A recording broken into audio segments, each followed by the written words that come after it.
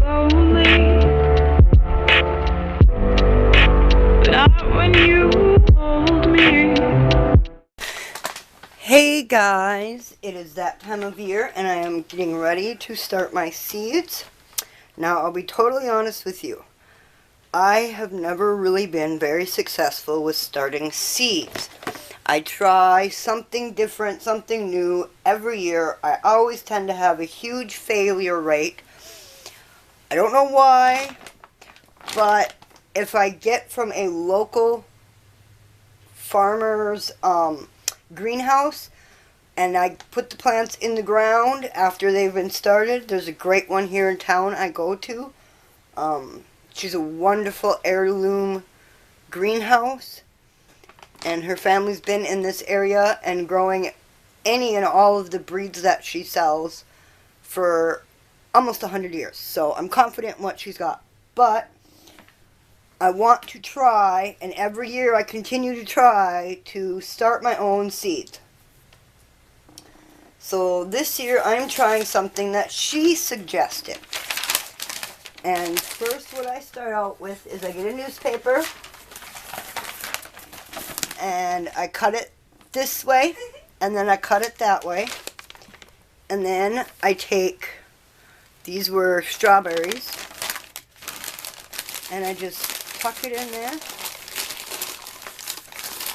fold it over, and then she said, just line them all up and put them in a clear tote. So that's what I'm going to do. I'm going to take all 9 of my baskets, fill them, and line them up, and we'll be back. Alright, now that we've got all of them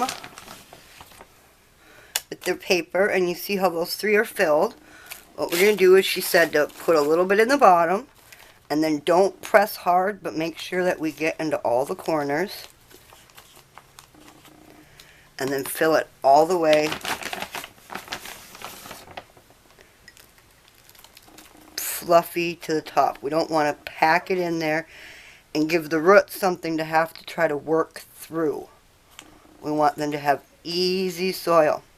Alright, I'm going to fill the rest of these up and we'll be back. Alright.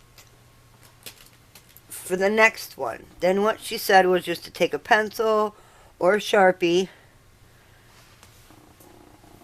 put a little hole in the corners, because when we pull them out, we're going to grab the paper, pull it straight up, and pull the paper outwards, and then all the roots will have filled in, and it will be mostly holding the dirt together, and then we'll be able to take 4 easy plants right off of each other.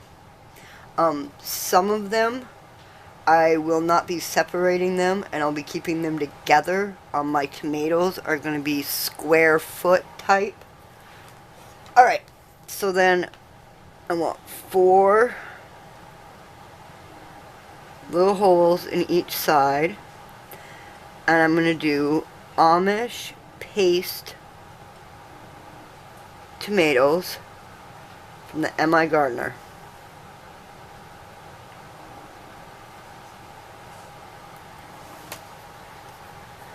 And then you just put them in there. Now I had asked her about the ink from the paper, and she said it wasn't a big deal because she makes little tubes out of her paper and turns them into a little tube and plants the paper and all, and so this won't hurt it. Alright, 1 seed into each hole.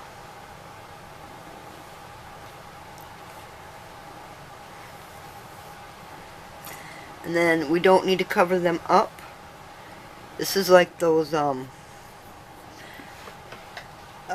seed starter soil stampers that you can buy. And the hole's in it and you don't close it over.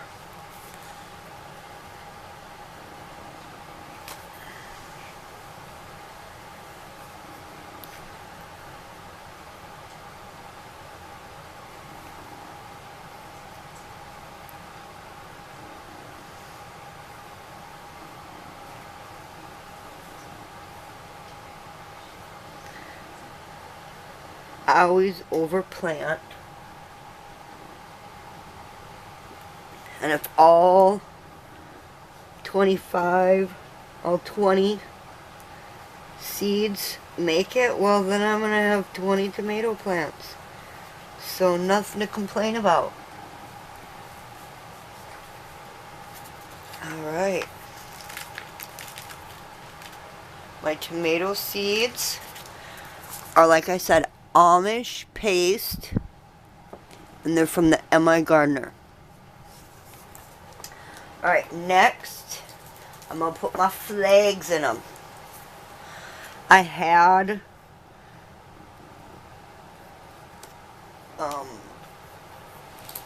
some popsicle sticks, but for some reason I can't find them anywhere, so I had to make little flags so I know what they are. Amish tomato paste. Alright, then I'm going to plant my peppers. And now as far as peppers go, I can be honest and I could say I have no clue what kind of peppers these are. This bag of peppers comes from a family friend back from my hometown. The woman has been farming for 50 years and gardening for 50 years. She doesn't ever label anything. She just throws it into a bag, plants them in the spring like this, and she knows what they are as they pop up. So these can be just about any kind of pepper there is, and we're just gonna go with whatever pops up and be happy, because I'm gonna be picking up some actual peppers.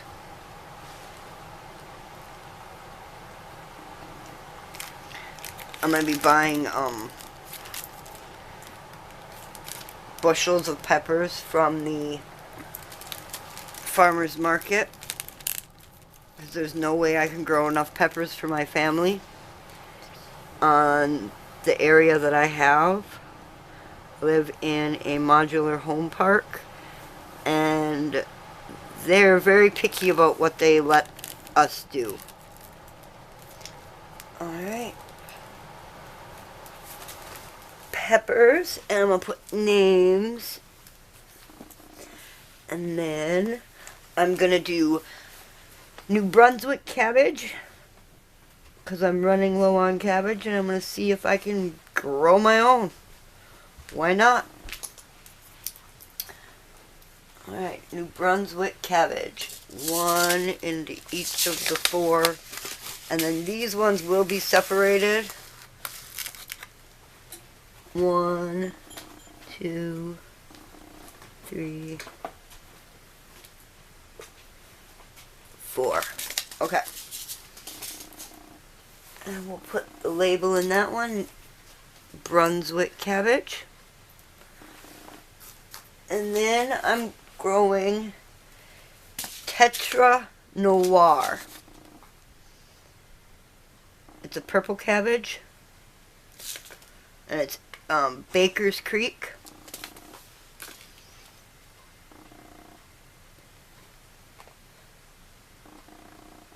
Tetra Noir, Baker's Creek. Oh, I love Baker's Creek and M.I. Gardener are great. Alright. Cabbage into each hole. And then she said,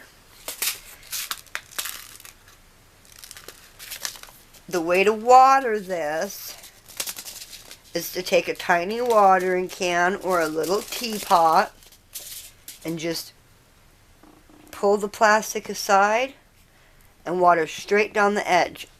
And watch and pay attention, and you'll watch all of the bottoms get wet.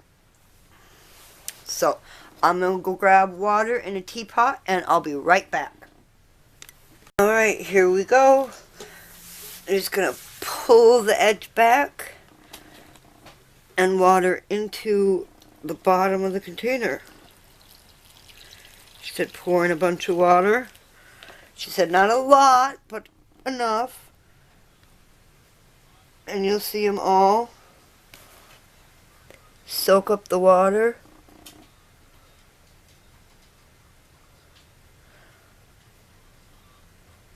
we go. They're all good and wet. No excess water, because she said that can get it too wet. We want to let the water seep upwards towards the seeds and encourage the roots to go down. Alright, and then she said, take the lid, and we want to make sure that the container that it's in is at least twice as tall as where the seed will be sitting. Not where the top of this is, but where the seed is sitting. And it is. And then you put the lid on, and then we do not lock it down, because if you lock it down, you prevent oxygen from getting in. We want to just set it on there and let it be. And we're going to put it in a warm, sunny spot. And she said with the lid on it, it should create like a little jungle in there for about a week till the seeds get going and have roots and actually start absorbing and drinking the water. And then she said just every couple of days we take until the seeds get big enough and start touching the bottom of this. She said we just take off the lid every couple of days and put some water into the bottom like we just did until it just soaks it up and there's no more water left. As you can see, just soaks it up and there's no more water left. And then when it gets touching the lid, we'll remove the lid and then leave it in the sunny spot, but we'll put an oscillating fan on it. So we start creating a breeze that goes across the top of the plant. And then as the plant grows taller, it'll start blowing on the stems and the other leaves that are coming up, and it'll simulate outside. Because we are in North Dakota where the cold white death is still outside. It is spring, but the cold wet death is still outside. Alright, I'm going to put the lid on this, bring it back to where I'm going to put it, and I will come bring you with and show you in a minute. There we have it. It's right in front of the window, right where my big plant tank goes, where obviously there's plenty of sun. I mean, look at my plant. My tank just loves this. And it's overflowing, going crazy. So I've got my seedlings up here, and then I've got my turtle basking lamp right here. And they're going to share, the turtle and the plant will share the basking light for now. The plant will get the basking light during the day when I wake up in the morning, and then I'll turn it off at night to make sure I get a full 12-hour cycle. And then I bring it to my turtle because my turtle needs a 12-hour cycle.